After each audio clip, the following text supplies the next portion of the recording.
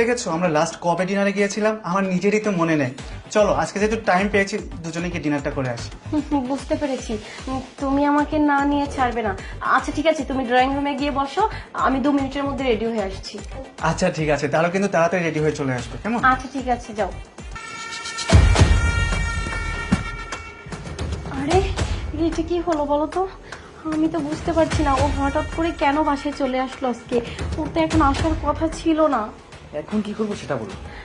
এখন আর কি করবে? আমাকে তো আবার বলছে ডিনারে যেতে। আমি এখন তোমাকে কি করে আমার বাসা থেকে বের করব, আমি কিছুই বুঝতে পারছি না। তাহলে তুমি এখানেই থাকবো? আরে আস্তে কথা বলো।